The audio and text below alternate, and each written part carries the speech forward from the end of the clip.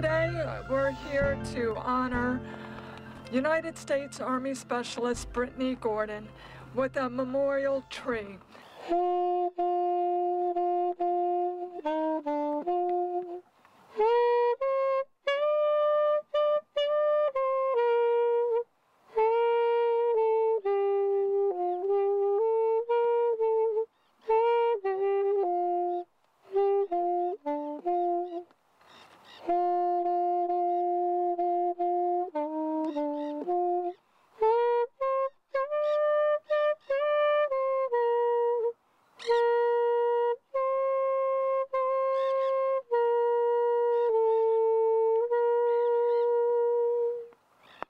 I brought someone some happiness, left this world a little better just because I was here.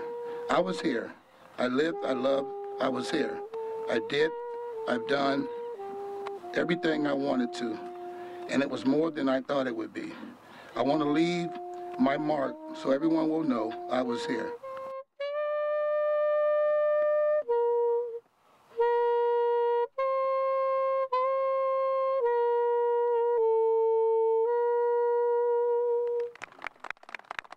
Beautiful. Thank you so much for that. You know, after City Council had heard the tragic news, we had decided that one of the ways that we could really celebrate the life of Brittany Gordon and remember it in years to come was by planting a tree. And of course, an oak tree always comes to mind to people to put somewhere in memory of a loved one, but I think it was especially fitting in this case because so many times from family and friends we heard so much about the life of Brittany and how truly she started as that little acorn and really turned into this mighty oak. And I think in all the services recognizing what she had done, not just for herself and the family, but the entire community, you certainly realized this was a mighty oak. So now for years to come, there just won't be memories, but there will also be this tree that I'm sure the majority of us won't be able to sit under it when it's large and majestic and mighty, but it is starting, except of course for Councilmember Newton. But it did start as that little acorn, and you all have a little packet of those to take with you to remember that from that little acorn comes a mighty oak. And I think what we have here is a beautiful tree.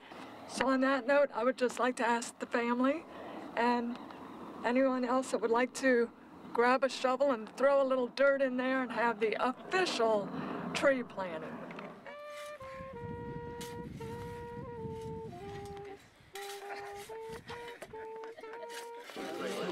Well, we're here today at Dell Homes Park. We planted a tree on behalf of Specialist Brittany Gordon, who gave her life for the freedoms that we all enjoy. Freedoms to be out in a park on a beautiful day. And while we can't say thank you to Brittany, but through our prayers, we can say thank you to her parents who raised an incredible daughter, an incredible hero.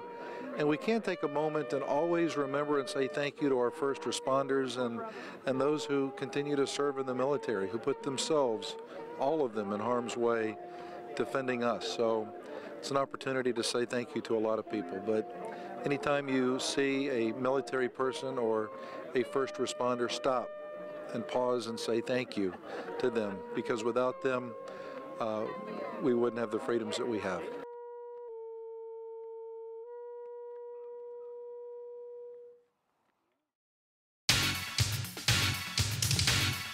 Good evening, I'm Bill Foster, Mayor of the City of St. Petersburg, here at historic Al Lang Field. Typically you would see baseball players out there in clay and a diamond, but tonight we've transformed it into a football field. We're excited to be hosting St. Pete High Green Devils versus the Lakewood Spartans. It's the last game of the season for these two clubs. What a great rivalry over the years, and to bring them into Al Lang. We had soccer here all summer long, and we had the grass down, and we decided, you know what, let's play American football. So that's what we're doing tonight. It's going to be a great matchup. Kids are excited, bands will be here, cheerleaders. Well, Babe Ruth would be rolling over if he saw this. But you know what? This is a field of champions, and tonight we're going to crown the Mayor's Cup champion for the second time in a row.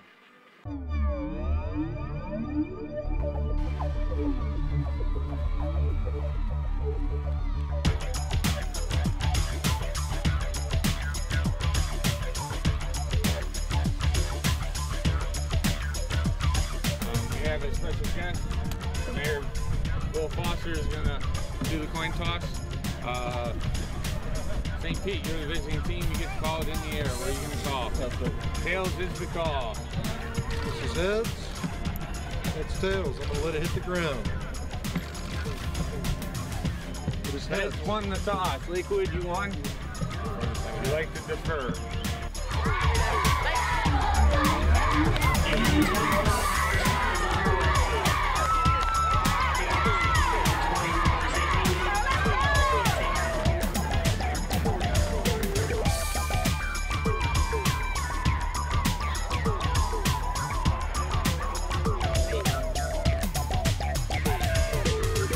Well, the St. Pete-Lakewood rivalry has been an ongoing thing for years. You know, anytime we have an intercity rivalry, it's a big game for both teams. So it's an exciting night for us and for Lakewood.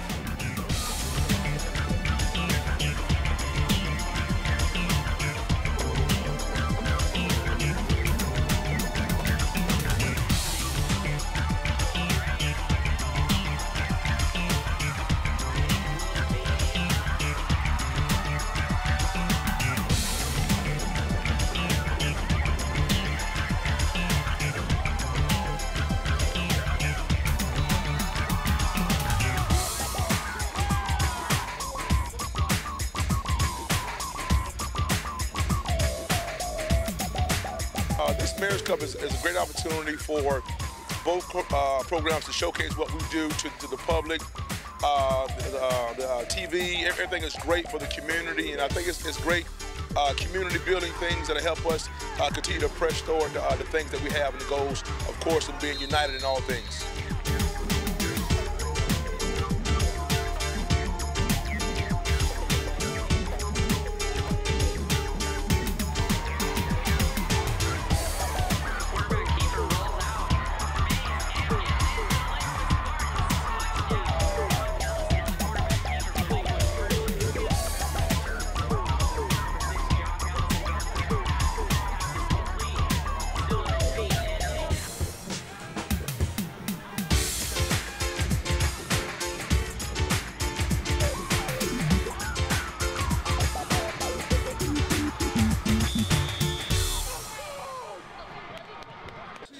Cory, on behalf of the people of the city of St. Petersburg, your team made an awesome game. St. Pete High came to play. Yes, sir. They came to play. They want to give it up for St. Pete High, but you know what? Lakewood Spartans came to dominate. I'm sorry. And you defended the title on behalf of the people. I want to present to you for the second year in a row. All right.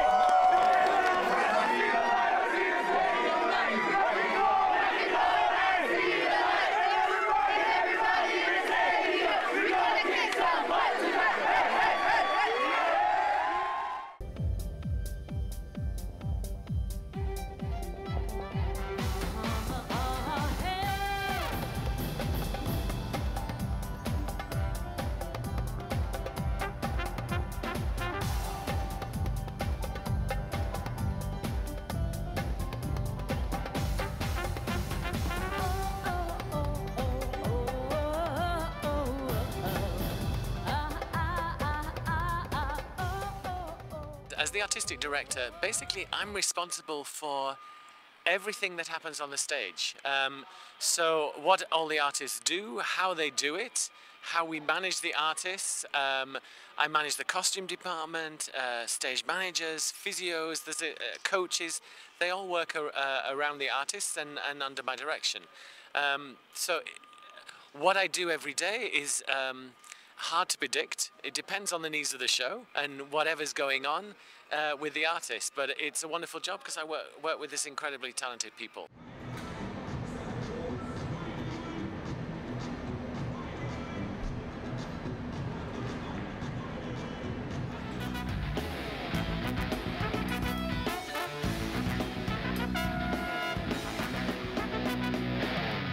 To be in Cirque du Soleil, it's challenge, of course. Every day is challenge, and to be favorite of it is, you know what, you love to do it, and you every day in front of the audience, you do what you love to do it. Hard work. Sometimes you get tired.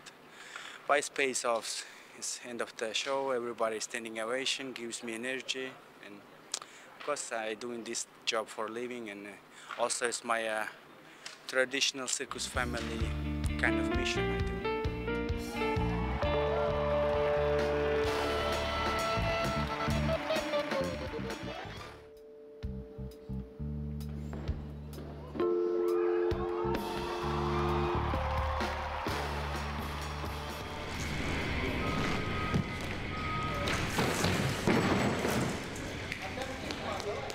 I think the travel experience is important. It feeds us. We immerse ourselves. Every time we go to a new city, we try and immerse ourselves in the culture of that place. When we're in one area, like in the States or in Japan, where we were for 14 months, certainly in Japan, I think the entire tour was infected by Japan. Everybody loved it. Everybody respected the culture. It's one of the advantages of doing what we do. We get to see different places, different cultures, but we also get to have our artistic tent, our big top. It's always the same everywhere we go, so this becomes our home. We stay in hotels, but because we have this as a home, we're stable and can enjoy the culture as well. Well, to put on a show like this means that we live on the road. We carry 60 trailers worth of gear, about 150 people, and we take 11 days to move it from city to city. On each show's got many people that follow the tour. We have a good 100 people that follows the show on a permanent basis. I've been on this show since 2007 with some breaks in the meantime, but you can end up following a show for many years, or you can do as many technicians do, work on a show once in a while, and then work on many different shows when it's time for them to transfer.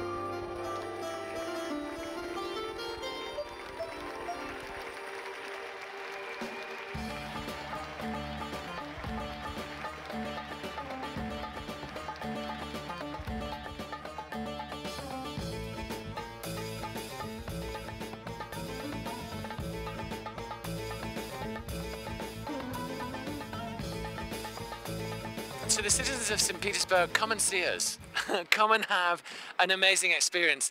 I first saw Cirque du Soleil in 1999 in London, had not really much idea what it was, fell in love with it, never dreamed I'd work for this company.